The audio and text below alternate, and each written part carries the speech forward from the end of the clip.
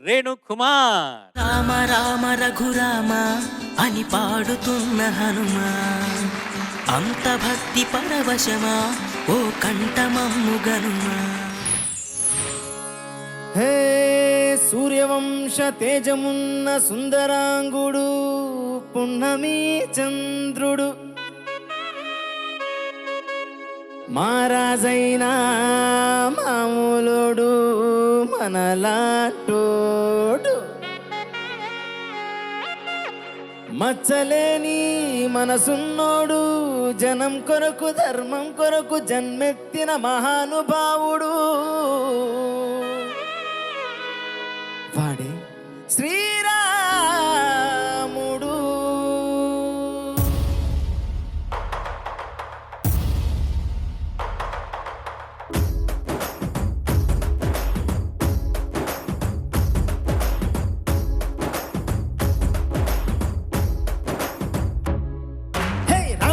వచ్చినాడు రో దంతస్సదీయ శివధనస్సు ఎత్తినాడు రో, దంతస్సదీయ శివధనస్సు ఎత్తినాడు రో, నారి పట్టి లాగినాడు రో దంతస్సదీయ నింగికెక్కు పెట్టినాడు రో, దంతస్సదీయ నింగికెక్కు పెట్టినాడు రో.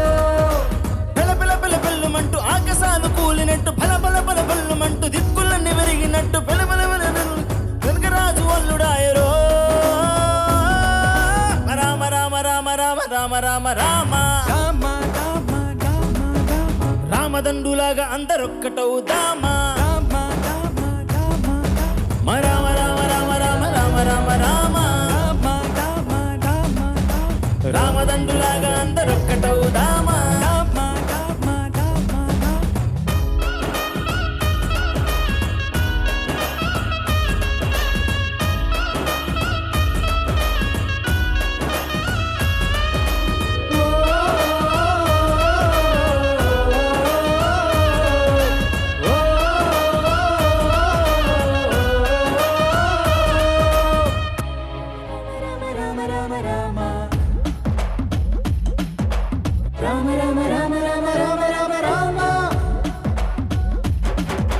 రాజ్యమంటే లెక్కలేదురో దంతస్సదీయ అడవి బాట పట్టినాడు రో, దంతస్సదీయ అడవి బాట పట్టినాడు రో.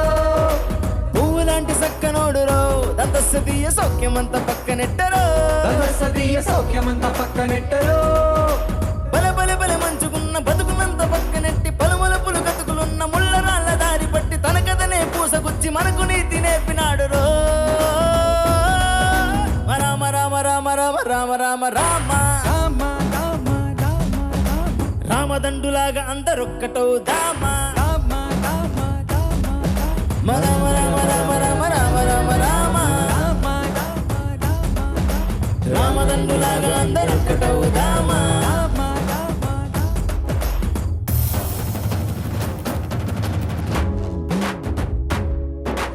రామసక్కనోడు మా రామచంద్రుడంట, ఆడకళ్ళు చంపు తాగి అందిపోతాడంట, అందగాళ్ళకి గొప్ప అందగాడట, నింగి నీలమై ఎవరికి చేతికి అందడంట.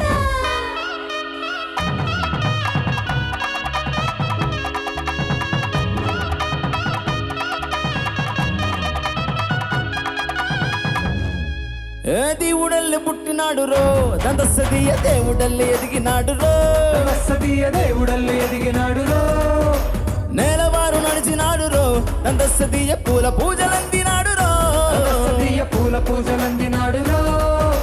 పద పదమని వంతెనేసి పది తలను దాచినాడు, పది పది తలలున్న వాణ్ణి పట్టి దాట తీసినాడు, చెడు తలపుకు చావును తప్పదంటూ చెప్పినాడు రో. రామ రామ రామ రామ రామ రామ రామ రామదండులాగా అందరొక్కటవుదామా. రామ రామ రామ రామ రామ రామ రామ రామదండులాగా అందరొక్కటవుదామా.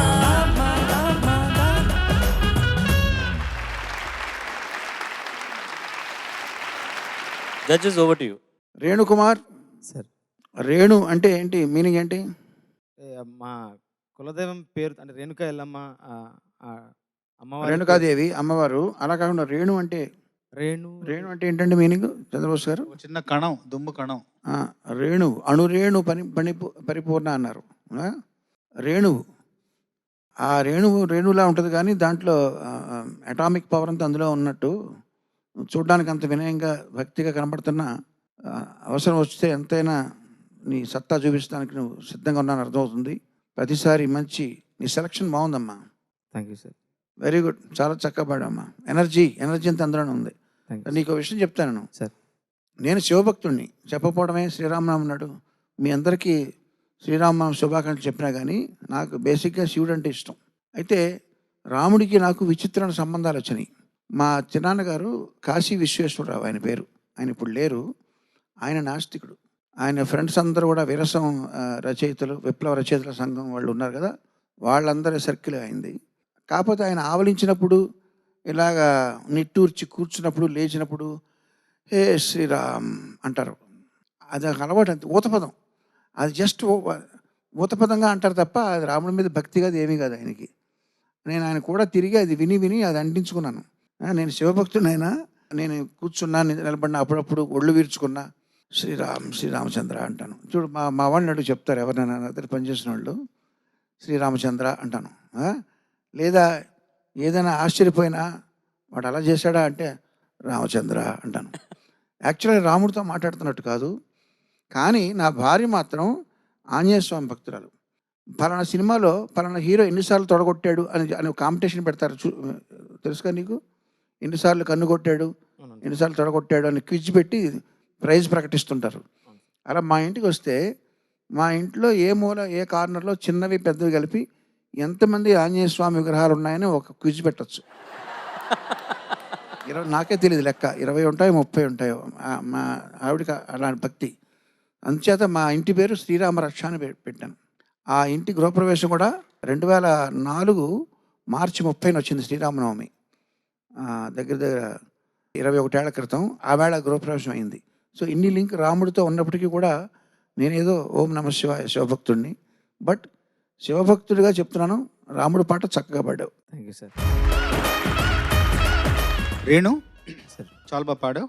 ఇప్పుడు ఈ ఎపిసోడ్లో వచ్చిన పాటలన్నీ కూడా మనం వింటూ వస్తున్నాం.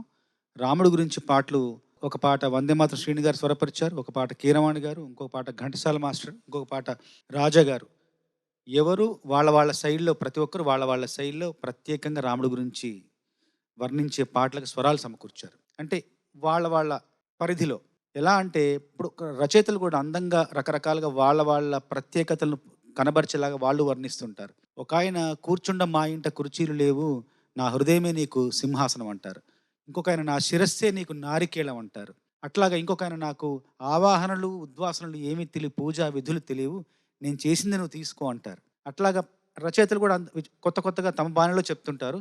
ఇప్పుడు డిఎస్పి గారు కూడా తనదైన శైలిలో, తనదైన బాణిలో, తనదైన ముద్రలో ఒక మంచి పాట స్వరపరిచారు. నువ్వు అందంగా పాడావు. శాస్త్రి గారు, రామజోగ శాస్త్రి గారు చక్కగా ఈ తరం పిల్లలకు అందరికీ అర్థమయ్యేలాగా ఆయన రాశారు. 2-3 చోట్ల మర్చిపోయావు సాహిత్యం కదా, అదొకటే. చక్కగా అది అన్ని గుర్తుపెట్టుకొని పాడితే ఇంకా బాగుండు అనిపించింది. మళ్ళీ ఇంకొకసారి అది పునరావృతం చేయొద్దు, సరేనా? బోస్ గారితో నేను పూర్తిగా ఏకీభవిస్తున్నాను.